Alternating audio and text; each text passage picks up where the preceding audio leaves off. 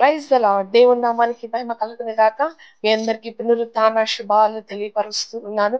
ఈ రోజు దేవుని మాట లూకా సువర్తమానము 22వ అధ్యాయము 19వ వచనము. నన్ను జ్ఞాపకము చేసుకొనుటకు దీనిని చేయుడని చెప్పెను. యేసు ప్రభువారు చెప్పిన మాట, ఆయన శరీరమును ఆయన రక్తమును పానము చేసినప్పుడు మీరు నా మరణమును జ్ఞాపకము చేసుకోండి, నా మరణమును ప్రచురపరచుడి అని దేవుడు తెలియపరుస్తూ ఉన్నాడు. కొరింథీయులకు రాసిన పత్రిక 11 మొదటి కొరింథీయులకు రాసిన పత్రిక 11వ అధ్యాయము చూసినట్లయితే మనము 23 నుండి 34 వరకు చూసినట్లయితే ప్రభు యొక్క బలను ఏ రీతిగా సమీపించాలి, ఆ బలలో చేతులు ఏ రీతిగా వేయాలి, అనేకులు ఆ వేసే క్రమంలో ఇక్కడ రాయబడి ఉన్నది 30వ వచనం. ఇందువలనే మీలో అనేకులు బలహీనులను రోగులనై ఉన్నారు, చాలా మంది నిద్రించుచు ఉన్నారు. దేవుని యొక్క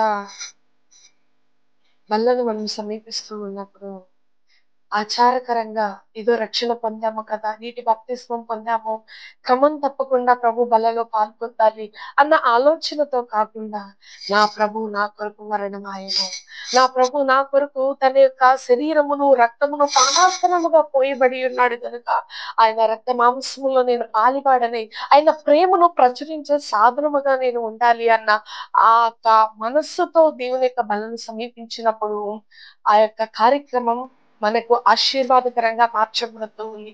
ఒకవేళ అందరూ తీసుకుంటూ ఉన్నారు, నేను కూడా రక్షణ పొందాను, ఒకవేళ నేను ప్రభు బలలో సరిచేయబడకుండా శుద్ధీకరించబడకుండా ప్రభు బలలో చేతులు వేస్తే నాకేం కాదులే అన్న అందరూ తీసుకుంటున్నారు, నేనేదో దోషం చేశాను అనుకుంటారు, నేనేదో పాపం చేశాను అనుకుంటారు అనుకుని శుద్ధీకరించకుండా దేవుని బలలో చేతులు వేస్తే అనేకులు రోగులవుతూ ఉన్నారట, చాలా మంది నిద్రించుచు ఉన్నారని లేఖనం తెలియపరుస్తోంది.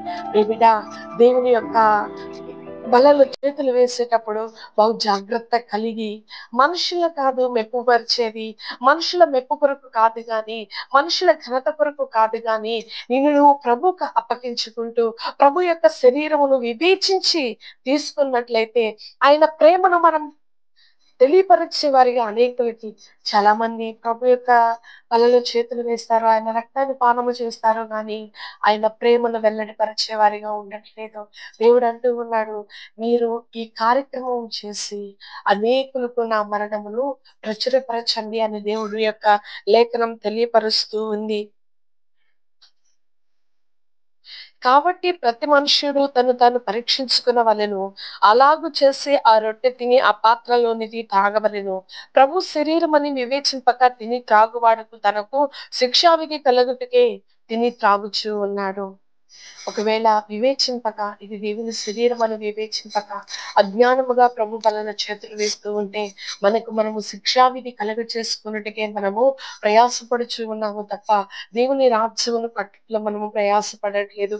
దేవుడు అంటూ ఉన్నాడు, ప్రభు బలలో చేతులు వేస్తూ ఉన్న మీరు నా నామాన్ని ప్రచురించే వారిగా, నా ప్రేమను ప్రకటించే వారిగా, నా మరణమును అనేకులకు తెలియపరిచే వారిగా మీరు ఉండాలని దేవుని యొక్క ఆశ అయి ఉన్నది. ప్రేమిట, దేవుని యొక్క బలను సమీపిస్తూ ఉన్నప్పుడు అసమాధానముతో సమీపిస్తూ ఉన్నావా, కోపంతో సమీపిస్తూ ఉన్నావా, లోపల హృదయంలో ద్వేషం ఉంచుకుని సమీపిస్తూ ఉన్నావా?